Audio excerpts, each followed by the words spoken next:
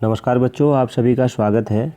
और इस क्लास में हम देखेंगे जो हमारी अजय रावत जी की बुक है, उस बुक के महत्वपूर्ण टॉपिक्स को हम देख रहे थे। एक क्लास इसकी हो चुकी है और दूसरी क्लास हम इसकी देख रहे हैं, कुमाऊं परिषद तथा स्वतंत्रता संग्राम। ये बहुत महत्वपूर्ण टॉपिक है बच्चों आगामी वीडियो एग्ज़ाम के लिए। और ये जो पीडीएफ है आप इसको टेलीग्राम चैनल से डाउनलोड कर सकते हैं। तो कुमाऊं परिषद तथा स्वतंत्रता संग्राम हम पढ़े थे, उत्तराखंड स्वतंत्रता संग्राम में उत्तराखंड की भूमिका। उसके अंतर्गत हमारा एक टॉपिक कंप्लीट हो चुका है, दूसरा हम इसको पढ़ें। पूरा कुमाऊं परिषद से बहुत ज़्यादा प्रश्न बनने की संभावना होती है, तो कोई भी बच्चा इसको छोड़ना मत, इस टॉपिक को। और सभी इसका पीडीएफ टेलीग्राम चैनल से डाउनलोड कर लेना। लिंक आपको डिस्क्रिप्शन में मिल जाएगा टेलीग्राम चैनल का। अगर और भी कोई जानकारी चाहिए तो इंस्टाग्राम पे पूछ सकते हैं, इंस्टाग्राम का भी लिंक आपको मिल जाएगा। तो शुरू करते हैं इस क्लास को। दूसरी क्लास है, पहली क्लास आपने ज़रूर देखी होगी। चलिए देखते हैं कुमाऊं परिषद। ठीक है, इसकी प्रथम परिकल्पना अल्मोड़ा अखबार के बारे में हमने पढ़ा था पिछली क्लास में, पूरा डिटेल में समझा है। इसकी प्रथम परिकल्पना यहाँ पे देखिए अ अखबार लिखा है, तो अल्मोड़ा अखबार का तो 31 मार्च 1908 का अंक था, उसमें की गई थी। ठीक है, 31 मार्च 1908 के अंक में की गई थी। तो उसमें क्या था देखिए, यहाँ पर थोड़ा सा जो लिखा है, अच्छा ठीक है, चलिए देखते हैं। तो 31 मार्च 1908 का जो अल्मोड़ा अखबार का अंक था, उसमें यह परिकल्पना की गई थी। और यह जो पत्र था, उस पत्र में यह कहा गया था कि पर्वतीय क्षेत्रों में सामाजिक और राजनीतिक आर्थिक हालत को सुधारने के लिए एक संगठन होना चाहिए, ऐसा कहा था। किसमें प्रथम परिकल्पना अल्मोड़ा अखबार में की गई थी। 31 मार्च 1908 के अंक में यह कहा गया था कि पर्वतीय क्षेत्र की सामाजिक राजनीतिक और आर्थिक हालत सुधारने के लिए एक ऐसी क्या होना चाहिए, एक ऐसा संगठन होना आवश्यक है, ऐसा कहा था। ठीक है, तो देखिए 1908 में क्या उठा, इसकी आवाज़ उठी। ठीक है, मैं देखिए अंक से आवाज़ उठनी चालू हुई। ठीक है, तो ध्यान रखिएगा, इसकी आवाज़ उठी। सितंबर 1916 में कुमाऊं परिषद की स्थापना हो गई। बहुत ही आसान सा है। ठीक है, 1908 में आवाज़ उठ रही थी इसकी, और इसी का प्रतिफल यह हुआ कि 1916 में कुमाऊं परिषद की स्थापना हो गई थी। बहुत महत्वपूर्ण कुछ नाम है यहाँ पर बच्चों, ये नाम आपको ध्यान रखने हैं, एग्जाम में काफ़ी ज़्यादा पूछे जाते हैं। हरगोविंद पंत हैं, जो हर जगह आपको मिलेंगे ज़्यादातर। गोविंद बल्लभ पंत हैं, बहुत ज़्यादा महत्वपूर्ण है। यहाँ पे जीबी पंत, बीडी पांडे, इंद्रलाल शाह बहुत महत्वपूर्ण है। कुमाऊं परिषद के संस्थापक, जो मतलब कुमाऊं परिषद की स्थापना सितंबर 1916 में हुई, हमने देखा इसमें हुई थी। तो इसकी स्थापना जब हुई थी, इसमें हरगोविंद बल्लभ पंत, गोविंद बल्लभ पंत, बद्रीदत्त पांडे, इंद्रलाल शाह, मोहन सिंह दरमवाल, इनका नाम भी बहुत इंपॉर्टेंट है। और चंद्रलाल शाह, प्रेम बल्लभ पांडे, मोहन जोशी, लक्ष्मीदत्त शास्त्री आदि इनके क्या थे, ये सब लोगों के प्रयासों से इसकी स्थापना 1916 में हुई थी। आप ध्यान रखिएगा, प्रथम परिकल्पना अल्मोड़ा अखबार में की गई थी, और उसको ध्यान रखिएगा 1908 के अंक में 31 मार्च वाले। ठीक है, तो सितंबर 1916 में इसकी स्थापना हुई। 1908 से मतलब मांग उठ रही थी, 1916 में यह पूरी हुई। ठीक है, आगे देखते हैं। देखिए एम, इस जो कुमाऊं परिषद था, इसका उद्देश्य क्या था। उद्देश्य उत्तराखंड के राजनीतिक सामाजिक शिक्षा से जुड़े प्रश्नों के हल ढूंढना। ठीक है, ये इसका उद्देश्य था बच्चों। जो भी इस परिषद का मुख्य थे, उत्तराखंड में जो उस समय की जो राजनीतिक सामाजिक स्थिति थी, उन सभी की जो मतलब क्या था, उन प्रश्नों के हलों को ढूंढना कि कैसे राजनीतिक सामाजिक और शिक्षा से जुड़े जो पहलू हैं उन पर आगे बढ़ा जाए, उनकी समस्याओं का निदान के लिए उनके प्रश्नों के हल ढूंढना था। बट ठीक है, ध्यान रखिएगा, यहाँ पर बट लिखा हुआ है। बट स्टार्ट में इसमें क्या था, सभी विचारधारा के लोग थे। ठीक है, बट स्टार्ट में क्या था, शुरुआत में इसमें सभी विचारधारा के लोग थे। कुमाऊं परिषद में जब 1916 में इसकी स्थापना हुई, तो इसमें सभी विचारधारा के लोग सम्मिलित थे, जिसमें कुछ लोग क्या थे, चमचे, मतलब सरकार परस्त, जो उस समय पर गवर्नमेंट थी उसके चमचे या सरकार परस्त लोग भी थे। इसको ध्यान रखिएगा। लेकिन बाद में क्या हुआ, 1919 के बाद इसमें गरमदली विचारधारा के लोग ज़्यादा शामिल हो गए थे, और नेतृत्व क्या हो गया, एक तरह से गरमदली विचारधारा के लोगों के हाथ में चले गया। आप गरम दल नरम दल को जानते होंगे, जीएस में आपने पढ़ा होगा। तो पहले क्या थे, स्टार्ट में 1916 के दौर में इसमें सभी विचारधारा के लोग थे, मतलब वो सरकार परस्त चमचे टाइप के भी थे सरकार के, वो इसमें शामिल थे। बाद में क्या हो गया था, इसमें क्या हुआ, गरम दल के लोगों के हाथ में इसकी सत्ता चली गई थी। इसको ध्यान रखिएगा 1919 में। अब आगे बढ़ते हैं। देखिए इसके अधिवेशन है, फर्स्ट अधिवेशन अल्मोड़ा में हुआ था सितंबर 1917 में। ठीक है, पहला अधिवेशन कहाँ हुआ था, अल्मोड़ा में सितंबर 1917 में हुआ था। जयदत्त जोशी इसके अध्यक्ष थे, ध्यान रखना, ठीक है, यहाँ पर ध्यान रखिएगा क्या। तो मतलब जयदत्त जोशी इसके अध्यक्ष थे, आपको बिल्कुल ध्यान रखना है बच्चों। 1917 का पहला अधिवेशन अल्मोड़ा में 17 में हुआ था। जो जयदत्त जोशी जी थे ना, ये डिप्टी रिटायर्ड क्या थे, डिप्टी कलेक्टर थे, ठीक है, अवकाश प्राप्त डिप्टी कलेक्टर थे उस समय के जयदत्त जोशी जी, इनकी अध्यक्षता में यह हुआ था। पहले अधिवेशन से ही क्या हुआ था, इसमें दो विचारधाराएं अभिव्यक्त होने लगी थी, मतलब प्रकट होने लगी थी बच्चों। तो पहली विचारधारा के लोग कौन से थे, पहली विचार सरकार परस्त लोग थे, जो अनुनय विनय मतलब आपने गिड़गिड़ा कर करके अपने कामों को करवाने वाले थे सरकार के आगे, ठीक है, अनुनय विनय वाले थे, ठीक है, इस चीज़ को आपको ध्यान रखना है। एक सरकार परस्त अनुनय विनय से सुधारों को लाना चाहते थे। और दूसरी ओर क्या थे, तिलक जी से प्रभावित लोग थे, राष्ट्रवादी युवक, ठीक है, होम रूल लीग प्रभावित, हो लिखा है तो होम रूल लीग है, से प्रभावित, ठीक है, इस तरह के लोग थे। होम रूल लीग आप जानते हैं तिलक जी की थे, और तिलक जी गरम विचारधारा के थे, गरम दल की विचारधारा के थे।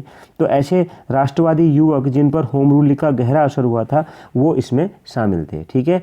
तो आगे देखिए, होम रूल लीग की लोकप्रियता जो थी होम रूल लीग की, उससे उत्तराखंड भी अछूता नहीं रहा बच्चों, इसको आपको ध्यान रखना है। उत्तराखंड इससे बिल्कुल अछूता, देखिए जितना मैं बता रहा हूँ इससे कुछ फालतू नहीं पढ़ना है। अजय रावत जी की बुक बहुत मोस्ट इंपॉर्टेंट है, प्रश्न इससे ज़्यादा बहुत ज़्यादा मतलब इसी के आसपास आपसे पूछे जाते हैं।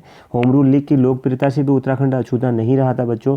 बद्रीदत्त पांडे, जो यहाँ BDP लिखा हुआ है, इन्होंने डिबेटिंग क्लब प्रेस क्या करा, यहाँ पर डिबेटिंग क्लस जो प्रेस था आप जानते होंगे, इसमें एक दिन क्या थे, होम रूल लीग के बारे में सुनिएगा। होम रूल लीग की लोकप्रियता उत्तराखंड पे अछूता नहीं रहा। हुआ क्या था, बद्रीदत्त पांडे एक दिन डिबेटिंग क्लब के प्रेस में कुछ लिख रहे थे, ठीक है, बैठ करके BD पांडे जी कुछ लिख रहे थे, तभी उनके पास कुछ लोग आए। कौन कौन से लोग आए देखिए, और नीचे को लिखा है मोहन जोशी चिरंजी लाल आए, और उन्होंने अनुरोध किया, क्या क्या अनुरोध किया उन्होंने, बद्रीदत्त पांडे जी से कुछ कहा कि अल्मोड़ा में भी क्या होना चाहिए, होम रूल लीग की स्थापना होनी चाहिए। इन लोगों ने अनुरोध किया कि अल्मोड़ा में भी होम रूल लीग की स्थापना होनी चाहिए। देखिए बच्चों शॉर्ट नोट्स हैं तो बहुत ज़्यादा चीज़ें नहीं लिख सकता मैं, आप इसको समझिएगा। क्या कर रहे थे, होम रूल लीग की लोकप्रियता उत्तराखंड में बहुत थी। बद्रीदत्त पांडे एक दिन डिबेटिंग क्लब प्रेस, समझ रहे हैं ना, इसी से क्या कौन सी पत्रिका निकली थी, कौन सा, आप सभी जानते होंगे, पिछली क्लास में आपने जमा हुआ, तो वहीं पर बैठ करके कुछ लिख रहे थे। तो तभी उनके पास मोहन जोशी और चिरंजी लाल जी आए थे और उन्होंने अनुरोध किया कि अल्मोड़ा में भी होम रूल लीग की स्थापना होनी चाहिए, ठीक है। तो इसके बाद क्या हुआ, बद्रीदत्त पांडे जी जैसे मतलब इसी बात का इंतजार कर रहे थे, वो तुरंत तैयार हो गए और तुरंत अपने साथियों के साथ होम रूल लीग की स्थापना कर डाली बच्चों। इसके संस्थापकों में कौन कौन थे, मोहन जोशी चिरंजी लाल, ये दोनों आए थे तो होंगे ही। हेमचंद्र जोशी, मोहन सिंह मेहता और गुरदास शाह थे, इनका नाम ध्यान रखिएगा, बहुत महत्वपूर्ण है होम रूल लीग के संस्थापकों में। मोहन जोशी चिरंजी लाल बिल्कुल ध्यान रहने चाहिए, हेमचंद्र, मोहन मेहता और गुरदास शाह, इनके नाम भी आपको याद रहने चाहिए बच्चों। इस क्लास को पढ़ने का सबसे बेस्ट तरीका ये है कि इस क्लास को 2 से 3 बार आप देखिए और इन नोट्स के आपके बिल्कुल क्लियर हो जाएगा। फास्ट करके क्लास को देखिएगा, आपको बिल्कुल याद हो जाएगा। एक बार अच्छी तरह सुन के फिर इसको फास्ट करके रिवीजन कर लीजिए। देखिए अब बद्रीदत्त पांडे जी भी क्या थे, तिलक जी से बहुत ज़्यादा प्रभावित थे बच्चों, यह सभी आपको पता है, ठीक है।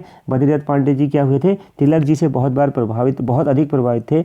तो इन्होंने बेसेंट, जो एनी बेसेंट की मतलब ये ध्यान रखिएगा थे, उन्होंने एनी बेसेंट से मतलब उन पर एक बार व्यंग लिखा कि हमने छली बुढ़िया बसंती की होम रूल लीग नहीं खोली है, इस पूरे वर्ण लोकमान्य तिलक वाली लीग की स्थापना की है। जब इन्होंने होम रूल लीग की स्थापना कर दी बच्चों वहाँ पर, तो इसके बाद अल्मोड़ा में तो इन्होंने कहा कि देखो हम एनी बेसेंट व छली बुढ़िया बसंती जो है उसकी होम रूल लीग नहीं खोली है, हमने तिलक जी की होम रूल लीग खोली है जो गर्मदली विचारधारा की थी, ठीक है। तो कहीं एनी बेसेंट तो आप जानते हैं बाद में उन्होंने क्या कर दिया था, एक तरह से आप जानते ही होंगे कि ब्रिटिश मतलब कांग्रेस से भी अपनी सदस्यता वापस ले ली थी, ठीक है। तो उसका इतिहास अलग है, GS में हम उसको पढ़ते हैं। तो उन्होंने व्यंग करके यह कहा था, ठीक है। तो बद्रीदत्त पांडे जी 4 बार तिलक जी से मिले थे, आपको ध्यान रखना है, बहुत ज़्यादा इंपॉर्टेंट नहीं है, पहली बार बहुत ज़्यादा इंपॉर्टेंट है, इसको ध्यान रखिएगा। फर्स्ट बार 1905 में मिले थे, इसको ध्यान रखिएगा बच्चों, इंपॉर्टेंट है। बद्रीदत्त पांडे तिलक से प्रथम बार 1905 में बनारस के जो कांग्रेस अधिवेशन था उसमें मिले थे, ठीक है, इसको ध्यान रखिएगा। अब वहाँ पर मिले थे और फिर उसके बाद दूसरी बार कब मिले थे, सन 1916 में। 1916 में ही कुमाऊं परिषद आप जानते हैं, लखनऊ अधिवेशन था जो कांग्रेस का, वहाँ पर मिलने का अवसर प्राप्त हुआ। उसके बाद तीसरी बार 1917 में कलकत्ता अधिवेशन में मिले और यहाँ पर उन्होंने तिलक से कहा कि महाराज मैं कुमाऊं पर्वत से आया हूँ, एक बार अल्मोड़ा आकर हम लोगों को उत्साहित कीजिए। ठीक है, ये चीज़ें उन्होंने कही थी। और ऐसा भी कहा जाता है कि जब उन्होंने तिलक जी के पाँव छुए थे तो उनके अंदर एक बिजली कौंध गई थी। ये प्रश्न कभी नहीं पूछा जाएगा, मैं बस ऐसे ही याद रखूँगा। महाराज मैं कुमाऊं पर्वत से आया हूँ, ये भी नहीं, बस आपको इंटरेस्ट जगाने के लिए लिखा है। ठीक है, उनके अंदर एक बिजली कौंध गई थी, ऐसा वो कहते हैं। चौथी बार बहुत महत्वपूर्ण है, पहली बार बनारस में, चौथी बार अमृतसर में। चौथी बार यह अमृतसर में मिले थे और उन्होंने कहा था, चौथी बार तिलक जी से मिलने 4 बार दर्शनों के बाद इन्होंने कहा था कि मानो उनकी 4 धाम की यात्रा पूर्ण हो गई है। और ध्यान रखिएगा बच्चों, तिलक जी का व्यक्तित्व भी ऐसा ही था, किसी भी के भी उनको दर्शन हो गए। इतने महान देशभक्त और इस विचारधारा के वो थे कि 4 बार मिलने के बाद तो सही में कहा उन्होंने कि 4 धाम की यात्रा उनकी पूर्ण हो गई है। ठीक है, देखिए आगे बढ़ते हैं और देखिए अगला इसमें क्या है, ध्यान से देखिएगा। कुमाऊं परिषद का सेकंड अधिवेशन 24 से 25 दिसंबर 1918 में हुआ था। तो बहुत ही आसान है, पहला अधिवेशन कब हुआ था, 1917 में हुआ था। तो ये भी आप समझ ही रहे होंगे, अल्मोड़ा में सितंबर 1917 में हुआ था। कुमाऊं परिषद का द्वितीय अधिवेशन कब हुआ था, 24 से 25 दिसंबर 1918 को। इसका वहाँ कहाँ हुआ था, हल्द्वानी में हुआ था बच्चों। हल्द्वानी कहाँ है, नैनीताल जिले में है, सभी बच्चे जानते होंगे। इसके अध्यक्ष तारादत्त गैरोला जी थे। बस इतना ही आपको ध्यान रखना। यहाँ पर जो मुख्य इस अधिवेशन में बातें हुई थी, क्या थी, कुली बेगार जो प्रथा थी उससे मुक्ति की बात हुई। जंगलात जो मतलब जंगलात के अधिकार, जंगलात के जो अधिकार थे, जंगलात वाले चैप्टर में पढ़ेंगे जंगलात के अधिकार, इसकी डिटेल में मैं चर्चा करूँगा। वो सभी जनता को लौटाने संबंधी प्रस्ताव रखे गए थे। जंगलात में मतलब कई तरह के अधिकार जनता से छीन ले गए थे, बेगार से मुक्ति, और जंगलात मतलब जंगलों से संबंधित जो जनता को अधिकार प्राप्त थे वो ब्रिटिशों ने छीन लिए थे, उनको पुनः प्राप्त करने के यहाँ पर बात चली थी। इसमें इस तरह के प्रस्तावों पर बात हुई थी। अध्यक्ष तारादत्त गैरोला जी थे और पहले कौन थे, मैंने आपको अभी बताया था बच्चों, पर जो इससे पहले वाला इसमें थे retired deputy collector Jaidatt Joshi ji थे। ठीक है, आगे बढ़ते हैं बच्चों, बहुत महत्वपूर्ण है यह। देखिए अब आगे है नवंबर 1917 में। देखिए सभी नोट्स आपको मिलेंगे, ज़्यादा नोट वोट करने के चक्कर में मत रहिएगा। नोट्स टेलीग्राम चैनल ज्वाइन करिए, वहाँ पे मिल जाएंगे। नवंबर 1917 में बीरो खाल में क्या हुआ, और 28 अप्रैल 1917 में बीरो खाल में, 28 अप्रैल 1918 को बेरीनाग में, और मई 1918 में चमोली गंगोली में बेगार प्रथा का प्रत्यक्ष विरोध किया गया। इस चीज़ को सभी ध्यान रखिए बच्चों, ये डेट इंपॉर्टेंट है। नवंबर नवंबर 1917 में बीरो खाल में, 28 अप्रैल 1918 को बेरीनाग में, और मई 1918 में चमोली के गंगोली नामक क्षेत्र में बेगार प्रथा का प्रत्यक्ष विरोध किया गया था। ठीक है, देखिए कॉन्सेप्ट के लिए हैं ये जो इस तरह के टॉपिक हैं। देखिए ब्रिटिश इसमें होता क्या था बेगार में, मतलब समझिएगा बेगार फेगार ये है क्या, उस समय की जो बहुत बड़ा एक मतलब अत्याचार था एक तरह से। ठीक है, तो ये जब इन जगहों पर हुआ था तो कुली उतार कुली बेगार था। कुली ब्रदर्स को कंपनी सरकार ने क्या कर रखा था, जो कंपनी थी उसमें the regulation of the government of fort William खंड 2 में इस प्रकार उन्होंने इसको परिभाषित किया था। इसको ध्यान रखिएगा, प्रश्न नहीं पूछा जाता। उन्होंने किस प्रकार इसको बेगार को परिभाषित किया है, मैं उसके आपको विश्लेषण दे देता हूँ। होता क्या था बेगार में, जब ब्रिटिश अधिकारी पर्वतीय क्षेत्र में दौरे पर आते थे तो स्थानीय जनता के लिए अनिवार्य था कि वे उनके लिए निःशुल्क कुलियों की व्यवस्था करें। कुली मतलब सामान ढोने के लिए। इस प्रथा को कुली उतार कहा जाता था। यह व्यवस्था न केवल अधिकारियों के लिए होती थी बल्कि उनके साथ साथियों और कर्मचारियों के लिए भी की जाती थी। और तो और बच्चों इतना अपमानजनक यह कार्य क्या था कि उसके जो उनके साथ यहाँ पर्यटक आते थे बच्चों, जो ब्रिटिश, उनके लिए भी यह था। ठीक है, तो इसको ध्यान रखिएगा। मतलब कैसा बीतता होगा, कोई आए और लोग उसका मुफ्त में काम करें, कुली का काम करें, मतलब कितनी नीच थे अंग्रेज, इसको आप समझ सकते हैं। ठीक है, तो देखिए आज के समय में ऐसा हो तो आप क्या कहेंगे, वही स्थिति उस समय पर सोचिए। ठीक है, तो ब्रिटिश आते स्थानीय जनता को क्या था, बेगार का मतलब ब्रिटिश यहाँ आते थे, स्थानीय जनता को अनिवार्य रूप से निःशुल्क कुली का काम करना पड़ता था। ठीक है, इस प्रकार दौरे में आए हुए अंग्रेज अधिकारियों के लिए स्थानीय जनता को क्या करना पड़ता था, निःशुल्क कुली का कार्य करना पड़ता था, जो आदेशनात्मक होता था। ऐसा नहीं कि अपने मन से आदेश मिलता था। और क्या करना पड़ता था, अगर कोई नहीं करे तो उसको बेगार देनी पड़ती थी। ठीक है, इस चीज़ को ध्यान रखिएगा। आप देखिए कुली उतार भी है यहाँ पर।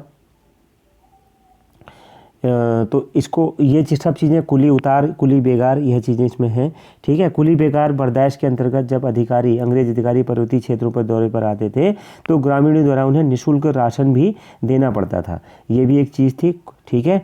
और जब एक बार क्या हुआ बच्चों, कुली बेगार बर्दाश्त के अंतर्गत ये होता था, इसको ध्यान रखिएगा, निःशुल्क राशन देना पड़ता था। चलिए आगे की तरफ को बढ़ते हैं। देखिए, दौरे पर अंग्रेज तो जनता निःशुल्क कार्य करती थी या नहीं करती थी तो उसको बेगार देना पड़ता था, इसको कुली बेगार कहा जाता था। आगे देखिए, कुली बेगार बर्दाश्त भी है। इसमें क्या होता था, अंग्रेज पर्वतीय क्षेत्र पर दौरे पर आते थे तो ग्रामीण निःशुल्क राशन देते थे, ठीक है। क्या देते थे, निःशुल्क राशन देते थे ग्रामीण। तो सोमेश्वर पट्टी जो है वहाँ के लोग क्या थे, मतलब इस ध्यान से समझिएगा, ये प्रश्न बहुत इंपॉर्टेंट है। एक बार क्या हुआ, निःशुल्क राशन की जो ब्यात होती थी जो वहाँ पर देना पड़ता था, एक बार सोमेश्वर पट्टी के लोगों ने मुफ्त राशन देने में असमर्थता अपनी जाहिर की। तो हेनरी रैमजे, जिनको इनका महान बताया जाता है, कहीं ना कहीं था तो अंग्रेजों का ही आदमी, तो इन्होंने क्या किया, इन्होंने वहाँ के लोकप्रिय अधिकारी था, इसके बाद भी था तो अंग्रेजों का ना, भला तो उन्हीं का सोचेगा आखिर में, अपना उनका भला करने के चक्कर में हमारा भला हो जाए तो वो एक अलग बात है, ठीक है। तो उसको भला नहीं कह सकते क्योंकि उन्होंने हमारा भला कहीं से किसी ने नहीं सोचा, अपना भला करने के चक्कर में हमारा भला हो गया। तो उनको तो ये लगता था ना हम हमेशा यहीं रहेंगे, तब वो ये सब काम करते थे। तो सोमेश्वर पट्टी यहाँ से भगा दिया उन्हें, तो वो एक अलग चीज़ है। तो सोमेश्वर पट्टी के लोगों ने जब असमर्थता जाहिर करी तो हेनरी रैमजे ने उनसे क्या किया, 500 रुपये का उन्हें अर्थदंड लगाया था। उस समय पर सोचिए कितनी ज़्यादा 500 रुपये की वैल्यू होती थी। हेनरी रैमजे इतना लोकप्रिय अधिकारी जो था, है ना, तो कोई भी ये अपने नहीं थे, ठीक है। चलिए आगे बढ़ते हैं। दिल्ली में क्या हुआ बच्चों, 1918 में होने वाले कांग्रेस अधिवेशन में 60 ही लोग, दिल्ली में जो 1918 में कांग्रेस अधिवेशन हुआ था बच्चों, उसमें 60 ही लोग शामिल हुए। कुमाऊं परिषद से ज़्यादा लोग शामिल हुए थे। कुल उत्तराखंड से कितने लोग शामिल हुए थे, 60 ही लोग शामिल हुए थे, जिनमें से अधिकतर किसके थे, कुमाऊं परिषद के थे। बद्रीदत्त पांडे क्या हुए बच्चों, बद्रीदत्त पांडे जी जो थे वो क्या गए, कलकत्ता गए, ठीक है। बद्रीदत्त पांडे वहाँ उन्होंने गांधी जी को बेगार के बारे में अवगत कराया। और गांधी जी के पास उस समय का अभाव था बच्चों, किंतु उस समय पर उनके पास अभाव का, गांधी जी को जब बेगार के बारे में बताया तो उनके पास समय का अभाव था, लेकिन उन्होंने वादा किया बद्रीदत्त पांडे जी से कि मैं जब कभी मौका लगेगा तो कुमाऊं अवश्य आऊँगा, ठीक है। एक बात ध्यान रखिएगा, गांधी जी कभी झूठ नहीं बोलते थे, तो वादा किया तो वह आए भी, सभी जानते हैं। आगे बढ़ते हैं। 48 वर्ष, देखिए अब फिर हम अल्मोड़ा अखबार की बात की तरफ को बढ़ते हैं। 48 वर्ष अल्मोड़ा अखबार वर्ष तक प्रकाशन के बाद क्या हुआ, 1918 में, ध्यान रखिएगा 1918 से ही, देखिए एरो निकला हुआ है, इस चीज़ को ध्यान रखिएगा, 1918 से ही क्या है, नीचे को यह गया हुआ है, ठीक है। आप देखिए 48 वर्ष तक अल्मोड़ा अखबार के प्रकाशन के बाद बच्चों क्या हुआ, इसको शासन विरोधी इसने क्या कर दिया, रुख अपनाया अल्मोड़ा अखबार ने, तो इसको बंद कर दिया गया है, ठीक है। तो क्या था, वैसे भी ना जब से बद्रीदत्त पांडे जी इसमें 1913 से आए थे तो ये ब्रिटिशों की आंखों में खटक रहा था, क्योंकि ये राष्ट्रवादी हो गया था फिर। तो अल्मोड़ा मतलब जो अल्मोड़ा अखबार का जो होली अंक था बच्चों, होली के अवसर पर, उसमें 1918 में एक गज़ल लिखी थी इसमें लोमस के ऊपर, जो उस समय का वहाँ का क्या था, लोमस कौन था, गज़ल लिखकर क्या, तत्कालीन जो अल्मोड़ा जिला का डिप्टी कमिश्नर था लोमस, उसके काले कारनामों पर कुठाराघात करने के लिए बद्रीदत्त पांडे जी ने क्या करी, एक गज़ल लिखी, ठीक है। तो इसके बाद क्या हुआ, 1000 रुपये इसके ऊपर अर्थदंड का जुर्माना लगा दिया गया अखबार पर, और जमानत न देने पर अल्मोड़ा अखबार को क्या कर दिया गया, बंद कर दिया गया, इसका प्रकाशन बंद हो गया। इसके बाद शक्ति साप्ताहिक 1918 से प्रकाशित होने लगा, थोड़ा बहुत हम इसकी चर्चा कर चुके हैं। 1918 में शक्ति साप्ताहिक का प्रकाशन प्रारंभ किया गया, समझिएगा अल्मोड़ा अखबार के बाद शक्ति साप्ताहिक प्रारंभ हुआ था। यह भी एक राष्ट्रीय पत्रिका थी, विशुद्ध राष्ट्रीय पत्रिका, मतलब राष्ट्र को समर्पित, राष्ट्र की भावना आप समझ रहे हैं, वो अलग है, देशभक्ति और राष्ट्रभक्ति समझ रहे होंगे, दोनों को ही तो आरंभ किया। यह भी एक विशुद्ध राष्ट्रीय पत्रिका थी। 19 अक्टूबर 1918 को बद्रीदत्त पांडे ने क्या किया, एक चीज़ ध्यान रखिए, 15 अक्टूबर, ठीक है, 15 अक्टूबर 1918 को बद्रीदत्त पांडे ने क्या किया, गुरदास शाह जो थे, वो मैंने गुरदास शाह जी का नाम पहले भी आ चुका है, ठीक है। तो गुरदास शाह, मोहन सिंह मेहता, इनका भी आ गया, हरिकृष्ण पंत, हरगोविंद पंत, इनका नाम ध्यान रखिएगा, आदि की सहायता से क्या करी, देशभक्त देशभक्त प्रेस की स्थापना करी। ठीक है, किसकी? देशभक्त प्रेस, यहाँ पे शेर हो गया, गलत हो गया, देशभक्त प्रेस की स्थापना करी बच्चों 18 अगस्त, कब करी? 15 अक्टूबर 1918 को। ध्यान रखिएगा, यह बहुत महत्वपूर्ण टॉपिक है। देशभक्त प्रेस कब हुआ था? 15 अक्टूबर 1918 को। बद्रीदत्त पांडे ने किसके सहयोग से करी? गुरदास, मोहन सिंह मेहता, हरिकृष्ण पंत, हरगोविंद पंत, देशभक्त प्रेस की स्थापना करी। और क्या हुआ इसमें? जब प्रकाश स्थापना किया तो यह एक विशुद्ध, इसके बाद क्या कि स्थापना करी और यहाँ से क्या किया? यहाँ से क्या किया? शक्ति नामक का साप्ताहिक, जो अपना पत्र शक्ति नामक साप्ताहिक का प्रकाशन प्रारंभ हुआ। यह भी क्या था? एक विशुद्ध राष्ट्रीय पत्रकारिता की शुरुआत हुई थी बच्चों, जिसमें इसमें क्या किया था? शक्ति नामक क्या हुआ था? विशुद्ध राष्ट्रीय साप्ताहिक का प्रकाशन प्रारंभ हुआ और इसमें कुली बेगार उन्मूलन प्रस्ताव को पारित किया गया। प्रश्न आता है कुली बेगार उन्मूलन प्रस्ताव कहाँ पारित किया गया? तो किस में किया गया? शक्ति नामक साप्ताहिक में प्रकाशित किया गया, पारित किया गया। इसको ध्यान रखिएगा, इसको हम फिर पढ़ेंगे। ठीक है, आगे बढ़ते हैं, अगले पढ़ा भी है थोड़ा बहुत, आगे पढ़ेंगे। देखिए, और ये ध्यान रखिएगा, देशभक्त प्रेस, ठीक है, किसने? बद्रीदत्त पांडे जी ने, 15 अक्टूबर 1918 को, इसको ध्यान रखिएगा। 1919 में क्या हुआ बच्चों? रोलट एक्ट के पास हो जाने से, रोलट एक्ट क्या हुआ? पास हो जाने से कुमाऊं परिषद के नेतृत्व में रोलट एक्ट का विरोध किया गया। 1919 में रोलट एक्ट पास हो गया, कुमाऊं परिषद ने इसका विरोध किया। 6 अप्रैल 1919 को काशीपुर में क्या हुई? हड़ताल हुई गोविंद बल्लभ पंत की। कि गोविंद बल्लभ क्या हुआ? 6 अप्रैल 1919 को। आसान सा है ना? देखिए, तो यह दौर भी कौन सा था? प्रथम विश्व युद्ध के दौरान में अंग्रेजों को सहयोग जो दे रही थी, किंतु 1919 में प्रथम क्या हुआ? परिस्थितियों में परिवर्तन आने लगा। भारतीयों के विरोध के बावजूद भी सन 1919 में रोलट एक्ट पारित किया गया बच्चों। भारतीयों के क्या हुआ? इस एक्ट के अनुसार अंग्रेजी सरकार को राजनीतिक आंदोलन तथा राजद्रोहात्मक कार्यों के संदेह होने पर बिना मुकदमा चलाए किसी भी व्यक्ति को गिरफ्तार करने का अधिकार था। इसके द्वारा सरकार के दमन तथा नियंत्रण के विशेष अधिकार प्राप्त हो गए थे, जो भारतीयों के लिए खुली चुनौती थी। सभी नेताओं को क्या किया गया बच्चों? इसका विरोध किया। इस चीज़ को ध्यान रखिएगा। तो हुआ क्या? 6 अप्रैल 1919 को काशीपुर में रोलट एक्ट के विरोध में हड़ताल हुई और गोविंद बल्लभ पंत ने रोलट एक्ट के दोषों पर क्या डाला? प्रभाव डाला। देखिए, 6 अप्रैल 1900 काशीपुर में क्या हुई? हड़ताल हुई। गोविंद बल्लभ पंत ने क्या करा? इस हड़ताल में इसके क्या क्या दोषों पर अधिक प्रकाश डाला था। इसके बाद 6 अप्रैल को यह हुआ। 7 अप्रैल 1919 को क्या हुआ बच्चों? ये भी बहुत महत्वपूर्ण है। हड़ताल हुई और जुलूस निकाला गया। ठीक है, अल्मोड़ा में क्या हुई? हड़ताल हुई और जुलूस निकाला गया। इसके बाद आगे बढ़ते हैं थोड़ा सा। देहरादून में क्या हुआ? इसको भी समझिएगा। देहरादून में ज्योति स्वरूप जो देहरादून में जो ज्योति सदन क्या है? देहरादून में ज्योति स्वरूप के मकान, ज्योति स्वरूप जी थे, इनके मकान जो था ज्योति सदन नाम का था, में भी विरोध किया गया और इसके विरोध में भाषणबाजी यहाँ पर भी हुई थी। दून में भी समझिएगा, देहरादून में ज्योति स्वरूप के जो नाम के जो व्यक्ति थे उनके मकान थे ज्योति सदन, उसमें इसका विरोध हुआ था। बहुत डिटेल में हमको ये पढ़ना पड़ता है। कुमाऊं परिषद, इसको पढ़ लीजिए, कुछ पढ़ने की और ज़रूरत नहीं है। कुमाऊं परिषद 3rd अधिवेशन कब हुआ था? 22 से 24 अक्टूबर 1919 को हुआ था बच्चों। कोटद्वार में हुआ था, यह ध्यान रखिएगा। अध्यक्ष के राय बहादुर बद्रीदत्त जोशी तथा तारादत्त गैरोला इसके क्या थे? बद्रीदत्त जोशी क्या थे? इसके अध्यक्ष राय बहादुर बद्रीदत्त जोशी थे और एक स्वागताध्यक्ष होते हैं ना, वो तारादत्त गैरोला जी थे। ठीक है, अब तारादत्त गैरोला जी क्यों अध्यक्ष थे? इसको सभी बच्चे इसको जानते होंगे। चलिए कमेंट बॉक्स में बताइएगा डिटेल में कि तारादत्त गैरोला जी क्या थे, स्वागताध्यक्ष क्यों थे। ठीक है, आगे बढ़ते हैं। देखिए, इस अधिवेशन में क्या हुआ था? गढ़वाल के लोग अधिक थे। ठीक है, गढ़वाल के लोग इसमें अधिक थे, इस चीज़ को ध्यान रखिएगा। 500 से अधिक लोग इसमें शामिल हुए थे। ठीक है, 500 से इस अधिक लोग इसमें शामिल हुए थे। आगे बढ़ते हैं। देखिए, 500 से अधिक लोग, जंगलात समृद्धि प्रस्ताव और कुली उतार प्रस्ताव के बारे में इसमें बात करी गई थी। यह बहुत इंपॉर्टेंट है बच्चों। इनके व्यक्तियों के नाम तो उतने ज़्यादा नहीं कहूँगा मैं, लेकिन क्या हुआ, इसमें 500 से अधिक लोग शामिल थे।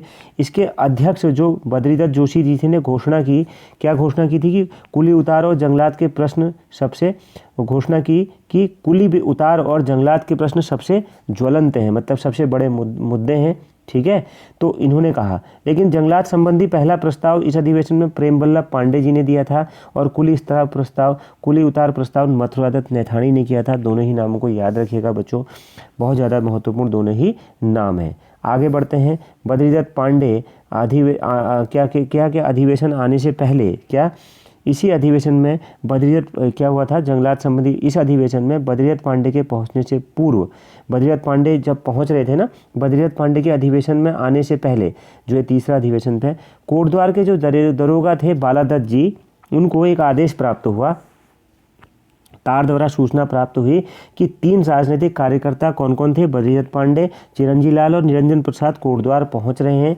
उनके नाम ज़्यादा महत्वपूर्ण नहीं है। यहाँ पर बद्रीदत्त पांडे जी को ध्यान रखिएगा, कोटद्वार के दरोगा बालादत्त जी को यह तार पहुंचा कि ये लोग पहुंच रहे हैं और पहुंच रहे हैं, तो इन पर कड़ी निगरानी रखना। दरोगा जी जब तार लेकर बद्रीदत्त पांडे के पास गया, बालादत्त जो नाम था, तो वह असमंजस में पड़ गया था बच्चों, क्योंकि वह उनका गुरु भाई निकला। ठीक है, और जिसने कनखल में क्या करा था, बालादत्त ने बद्रीदत्त पांडे जी के पिता से शिक्षा ली थी। इसको सभी लोग ध्यान रखिएगा। आगे बढ़ते हैं। उसने बद्रीदत्त पांडे पर कोई कार्यवाही नहीं की, वरन उन्हें 10 रुपये गुरु दक्षिणा का रूप में भेंट भी किए थे। इस चीज़ को ध्यान रखिएगा। चलिए आगे बढ़ते हैं। कोटद्वार अधिवेशन कैसा था फिर? कोटद्वार का अधिवेशन गुरु परंपरा पर आधारित था और हिंदू मुस्लिम एकता पर भी आधारित था बच्चों। हिंदू मुस्लिम एकता के में कौन थे? बद्रीदत्त पांडे हिंदू मुस्लिम एकता के कुमाऊं में प्रणेता के रूप में जाने जाते थे। इसको भी ध्यान रखिएगा, प्रश्न आ सकता है। कोटद्वार अधिवेशन की में क्या क्या हुआ था? गुरु परंपरा को पालन किया गया था। बालादत्त जो उन्हें गिरफ्तार करने के लिए आ रहे थे, पकड़ने के लिए, निगरानी रखने के, वो खुद उन्हें गुरु दक्षिणा दे करके गए 10 रुपये। और हिंदू मुस्लिम एकता इसमें प्रमाणित होती है, मतलब दिखी थी, और बद्रीदत्त पांडे जी उसके प्रणेता माने जाते हैं। ठीक है, आगे बढ़ते हैं। 24 को क्या हुआ? 24 तारीख को अधिवेशन था बच्चों, लेकिन 24 तारीख को क्या था? यह अधिवेशन था। ठीक है, तीसरा अधिवेशन था, आप सभी जानते हैं। 22 से 24 अक्टूबर 1900 को तो यह अधिवेशन चल रहा था, 24 को भी अधिवेशन था, 22 से तो 23 की शाम को सभी बहुत सारे लोग अमृतसर कांग्रेस अधिवेशन में होने के लिए चले गए थे, और इसमें कुमाऊं के 100 से अधिक कार्यकर्ता थे बच्चों, अमृतसर कांग्रेस अधिवेशन में भाग लेने जो गए थे। इनमें मुख्य रूप से मैं आपको कुछ नाम बताऊं। मुकुंदी लाल, अनुसुया प्रसाद बहुगुणा जी थे। ठीक है, मुकुंदी लाल कौन थे? अनुसुया प्रसाद बहुगुणा। BDP बद्रीदत्त पांडे जी मतलब हरगोविंद पंत, हर से हरगोविंद पंत, मोहन सिंह मेहता जी। ठीक है, आगे बढ़ते हैं बच्चों। जलियांवाला बाग आएगा। जलियांवाला बाग में आयोजित एक सभा थी बच्चों। जलियांवाला बाग जगह जो है जल्ली नाम के व्यक्ति की थी, आपने पढ़ा होगा। तो जलियांवाला बाग जहाँ पे कांड हुआ था, वहाँ पर एक सभा थी 26 दिसंबर 1919 को, जिसमें बद्रीदत्त पांडे जी ने भी भाषण दिया था। इसको ध्यान रखिएगा, वहाँ पर बोलने वालों में, भाषण देने वालों में बद्रीदत्त पांडे जी भी थे। इसको सभी लोग ध्यान रखिएगा। आगे बढ़ते हैं। 1920 में मोती, ठीक है, इस चीज़ को ध्यान रखिएगा। देखिए हुआ क्या, कुमाऊं परिषद जो 1920 में जो ये था, मोतीलाल नेहरू कहाँ आए थे? अल्मोड़ा आए थे। मोती लिख रखा है तो मोतीलाल नेहरू ध्यान रखिएगा, अल्मोड़ा आए थे। और अल्मोड़ा जब वह पहुँचे तो उनके उनके मतलब अध्यक्षता में क्या हुई? एक सभा हुई बच्चों, और उसमें विदेशी कपड़ों की होली जलाई गई थी। ठीक है, 1920 में मोतीलाल नेहरू कहाँ आए थे? अल्मोड़ा आए थे, और उनकी अध्यक्षता में अल्मोड़ा में एक सभा हुई जिसमें कपड़े होली लिखा है। देखिए, कपड़ों की होली जलाई गई, मतलब कपड़ों को जलाया गया। कुमाऊं परिषद ध्यान रखिएगा में सुधार आंदोलन में, ठीक है, कुमाऊं परिषद का इसमें चीज़ ध्यान रखिएगा। कुमाऊं परिषद ने सुधार आंदोलन को विशेष रूप से नायक सुधार आंदोलन की ओर ध्यान केंद्रित किया था। ठीक है, कुमाऊं परिषद जो थी इसमें सुधार आंदोलन में, इस चीज़ को ध्यान रखिएगा। देखो बच्चों, कुमाऊं परिषद का ना मैं यहाँ पर चर्चा कर रहा था, सुधार आंदोलन में विशेष रूप से योगदान था। मतलब कोई भी सुधार जो आंदोलन होते थे उसमें कुमाऊं परिषद का उसमें विशेष ध्यान केंद्रित रहता था सुधार आंदोलन की तरफ को। इसमें से एक नायक सुधार आंदोलन था। क्या था? नायक सुधार आंदोलन था बच्चों। इस नायक सुधार आंदोलन की तरफ भी इसका ध्यान था। तो इन्होंने क्या करा, मतलब परिषद के प्रयासों से क्या हुआ बच्चों, एक नायक सुधार समिति की स्थापना हुई नवंबर 1929 में नैनीताल में। इस चीज़ को सभी बच्चे ध्यान रखेंगे, बहुत महत्वपूर्ण है। कुमाऊं परिषदों का सुधार आंदोलन की तरफ ज़्यादा ध्यान केंद्रित था। तो एक परिषद के प्रयासों से क्या हुई, नायक सुधार समिति का गठन हुआ नवंबर 1919 में नैनीताल में। इस चीज़ को ध्यान रखेगा। कुमाऊं परिषद का चौथा अधिवेशन बच्चों 22 से 23 दिसंबर 1920 को काशीपुर में हुआ था। कहाँ हुआ था? कुमाऊं परिषद का चौथा अधिवेशन कहाँ हुआ था? 21 से 23 दिसंबर के बीच 1920 में काशीपुर में हुआ था। ठीक है, इसके अध्यक्ष कौन थे? हरगोविंद पंत। यहाँ पर हर गो लिखा है तो हरगोविंद पंत ध्यान रखिएगा। 21 से 23 दिसंबर 1920 को काशीपुर में। इसके बाद समाप्ति के बाद जब यह अधिवेशन समाप्त हो गया, ठीक है, इसमें क्या हुआ, मतलब इस अधिवेशन की समाप्ति के बाद बद्रीदत्त पांडे जी के नेतृत्व में क्या हुआ था, एक नेतृत्व में एक मंडली बनी, ठीक है। समाप्ति के बाद बद्रीदत्त पांडे के नेतृत्व में मंडली एक गठित हुई, इस चीज़ को ध्यान रखिएगा। और यह मंडली कहाँ गई, गांधी जी से मिलने के लिए चली गई थी। देखिए इस मंडली के बारे में एक चीज़ ध्यान रखिएगा, क्या हुआ, समाप्ति के 21 से 23 दिसंबर 1920 तक चला। काशीपुर में हरगोविंद पंत इसके अध्यक्ष थे। जब यह इसका समाप्त हो गया तो बीडी पांडे के नेतृत्व में एक मंडली गांधी जी से मिलने के लिए गई, ठीक है, गांधी जी से मिलने के लिए गई। और उनका क्या काम था, गांधी जी से मिलने और नागपुर के कांग्रेस अधिवेशन में भाग लेने के लिए गई, ठीक है। अब जब गांधी जी से मिलने गए तो इनका एम था कि गांधी जी को क्या किया गया है, आमंत्रित किया जाए, आमंत्रित करना था, ठीक है। और जो दूसरा क्या हुआ, जब अधिवेशन के बाद समाप्त हुई तो बद्रीदत्त पांडे के नेतृत्व में एक मंडली कहाँ गई, गांधी जी से मिलने गई। उनका उद्देश्य था गांधी जी को आमंत्रित करना। और नागपुर का अधिवेशन जो था, नागपुर का क्या था, जो अधिवेशन था, नागपुर का अधिवेशन, गांधी जी से मिले। नागपुर के अधिवेशन में इनकी मंडली स्वामी सत्यदेव जी से मिली। और सत्यदेव जी से मिलने के बाद बच्चों इन्होंने क्या करा, स्वामी सत्यदेव जी से मिलने के बाद इनको आमंत्रित किया तथा इनको कुली बेगार के बारे में पहले तो बताया। और कुली बेगार आंदोलन के लिए इनको क्या किया, आमंत्रित किया, कहाँ, बागेश्वर में, ठीक है। स्वामी सत्यदेव को आमंत्रित किया कुली बेगार आंदोलन के लिए, कहाँ, बागेश्वर में। इस चीज़ को ध्यान रखेगा, कुमाऊं के, और ये चीज़ ध्यान रखेगा, पहला उद्देश्य गांधी जी को आमंत्रित करना था। दूसरा इनकी यह टुकड़ी बद्रीदत्त पांडे के जी के नेतृत्व में नागपुर में गई और स्वामी सत्यदेव को आमंत्रित करना था कुली बेगार के लिए, ठीक है। इसके बाद थोड़ा सा आगे बढ़ते हैं बच्चों, ठीक है। जब नागपुर कांग्रेस से ये लोग लौटे, नागपुर का अधिवेशन जो था, इसके बाद ये लोग लौटने के बाद क्या किया इन्होंने, कुली बेगार विरोधी फर्स्ट घटना हुई, ठीक है। पहली महत्वपूर्ण घटना घटी कहाँ पर, हम समझते हैं। जब ये लोग क्या हुए, वापस लौटे नागपुर से, तो क्या हुआ, कुली बेगार विरोधी फर्स्ट घटना घटी, कहाँ पर, कहाँ घटी, चामी गांव कत्यूर में घटी। कहाँ घटी, चामी गांव कत्यूर में। इसको ध्यान रखिएगा, इंपॉर्टेंट है। 1 जनवरी 1921 को घटी बच्चों। ये काफ़ी महत्वपूर्ण, यहाँ पर एक फैक्ट है, 1 जनवरी 1921 को यह घटना घटी, ठीक है। कुली बेगार विरोधी फर्स्ट घटना कहाँ घटी, चामी गांव कत्यूर में, 1 जनवरी 1921 को। लोग कहाँ इकट्ठे हुए थे, जो ये मतलब ये घटना घटी तो यह लोग उस समय कहाँ पर इकट्ठे, वहाँ के निवासी कहाँ इकट्ठे हुए थे, हरू मंदिर सभा, ठीक है। हरू मंदिर जो है कहाँ, चमोली, चामी के कत्यूर गांव में, कत्यूर क्षेत्र से लगभग 400 ग्रामीण क्या हुए, यहाँ पर इकट्ठा हुए बच्चों।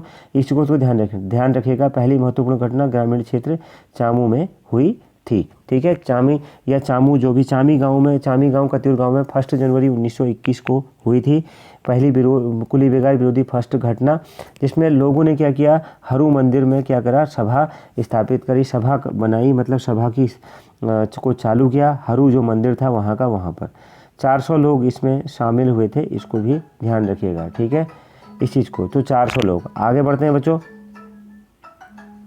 कुली उतार न देने की शपथ ली, ठीक है। यहाँ क्या हुआ, देखिए पूरा आप समझिए इस चीज़ को। तो जब ये कुली बेगार विरोधी जब लौटे तो कहाँ से, नागपुर अधिवेशन से जब लौटे, गांधी जी से मिलके और स्वामी सत्यदेव से जब मिल करके वापस लौटे, तो क्या हुआ, कुली बेगार विरोधी फर्स्ट घटना इन्होंने यहाँ पर करी चामी गांव कत्यूर में 1 जनवरी 1921 को। लोगों ने क्या कहा, लोग हरू मंदिर में इकट्ठा हुए और उन्होंने वहाँ पर एक सभा करी, सभा में 400 लोग इकट्ठे हुए। उसके बाद क्या हुआ, कुली न उतार न देने की शपथ ली, प्लस बागेश्वर में उतरने के दिन आंदोलन में शामिल होने के लिए लोग एकजुट हुए। उन्होंने कहा कि कुली उतार न देने की तो शपथ ली, कसम खाई कि हम कुली उतार नहीं देंगे, ठीक है, मतलब कुली उतार वाला हम काम नहीं करेंगे। और बागेश्वर में उत्तरायणी के पर्व पर, क्या, बागेश्वर में जो उत्तरायणी के पर्व के दिन क्या हुआ, आंदोलन के लिए शामिल होने का, मतलब सभी लोग शामिल होने का निर्णय भी लिया था, ठीक है बच्चों। इसके बाद हमारा जो अगला टॉपिक होता है, बागेश्वर में कुली बेगार का अंत होता है। बहुत से टॉपिक हैं छोटे छोटे, इन सबको देख लीजिए। लीजिएगा। मैंने कुमाऊं परिषद आपको जितना एग्जाम टाइम में शॉर्ट में हो सकता था वो सब समझा दिया है। इसके बाद हम कुली बेगार पढ़ेंगे, कुली बेगार का अंत पढ़ेंगे। छोटे छोटे बहुत से टॉपिक आपको ऐसे मिलेंगे। कुली बेगार का अंत बहुत महत्वपूर्ण है। फिर उत्तराखंड 1930 से 42 तक का दौर हम पढ़ेंगे, जिसमें खास ऐसी घटनाएं यहाँ पर कुछ भी नहीं हुई थी उत्तराखंड में, लेकिन बहुत इंपॉर्टेंट है तो मैं उसे कंप्लीट करूँगा। उसके बाद शिल्पकार सुधार आंदोलन मैं आपको बता दूंगा, छोटे से में, ज़्यादा लंबा नहीं है। उसके बाद लास्ट में शिल्पकार सुधार आंदोलन के बाद में उत्तराखंड और भारत छोड़ो आंदोलन का क्या क्या रोल रहा ये भी हम चर्चा करेंगे। तो बच्चों PDF डाउनलोड कर लीजिएगा और क्लास कैसी लगी कमेंट बॉक्स में जरूर बताइएगा। थैंक यू बच्चों, खूब पढ़ाई करिए, खूब मौज करिए। Thank you very much.